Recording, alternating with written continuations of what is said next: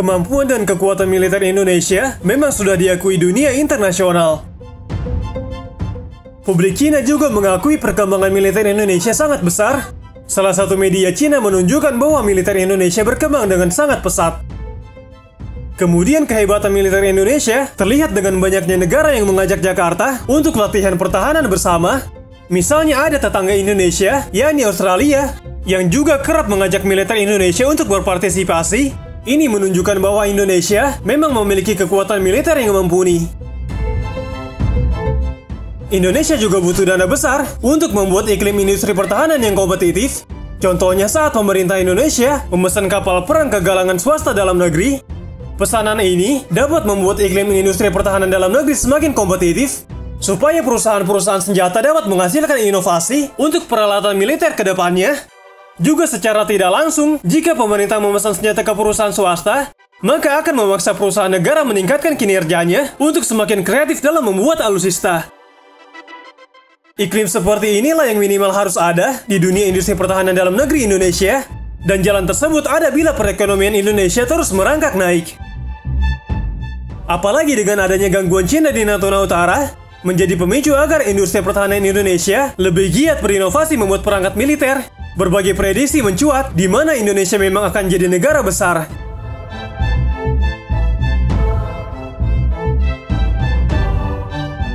Salah satu prediksi berasal dari pengamat militer Cina, Luo Yongkun. Luo Yongkun menyebut Indonesia sangat berambisi jadi negara besar, dan ambisi itu selalu ada. Luo kemudian menjelaskan syarat Indonesia jadi negara besar ialah memperkuat industri pertahanan dalam negerinya agar bisa mandiri 100%.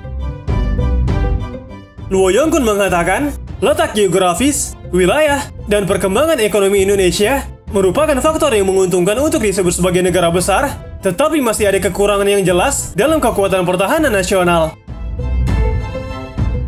Luo Yongkun benar, memang industri pertahanan yang mandiri akan menunjang kuatnya sebuah negara. Contohnya ada banyak, seperti Cina, Amerika Serikat, Rusia, dan Prancis, menjadi negara kuat karena industri pertahanannya mandiri. Setidaknya Indonesia bisa meniru langkah Turki atau Korea Selatan yang semakin mampu berdikari di bidang alutsista, walau senjata mereka kurang laku di pasaran.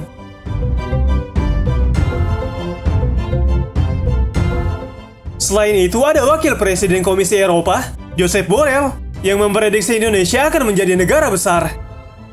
Borrell yang mewakili Eropa mendukung Indonesia menjadi negara berpenghasilan tinggi pada tahun 2045 yang bakal membuat NKRI jadi negara maju. Uni Eropa ingin secepat mungkin menjalin hubungan lebih erat dengan Indonesia. Borrell mengakui jika Indonesia saat ini menjadi negara besar, kekuatan dunia untuk menjaga perdamaian.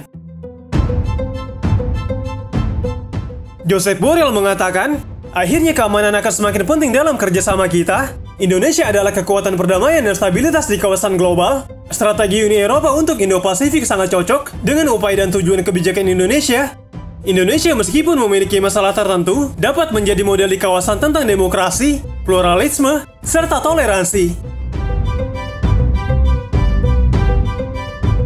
Semua negara mungkin sudah mengakui jika Indonesia bisa menjadi negara besar. Australia juga sadar akan hal ini. Canberra menginginkan agar Indonesia jangan terlalu condong ke Cina. Sam Rogevan dari Law Institute Australia pada beberapa waktu yang lalu menyampaikan jika Australia harus mengarahkan fokus diplomasinya ke Indonesia. Sam Rogevan mengatakan, setiap ancaman keamanan ke Australia yang berasal dari Cina harus melalui Indonesia, yang berarti Jakarta harus menjadi fokus diplomasi keamanannya, sebab perekonomian dan militer Indonesia akan menjadi sangat besar, kata Sam Rogevan. Sam Rogevan berharap Australia cerdas mengambil langkah di mana tetap berada di pihak Indonesia.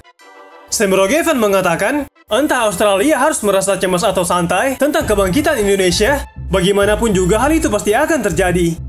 Pada gilirannya, itu menunjukkan bahwa Australia sebaiknya tetap berada di pihak Indonesia. Untungnya kedua negara memiliki satu kepentingan utama yang sama, yaitu memastikan bahwa Cina tidak pernah menjadi kekuatan dominan di maritim Asia Tenggara, kata Sam Rogevan.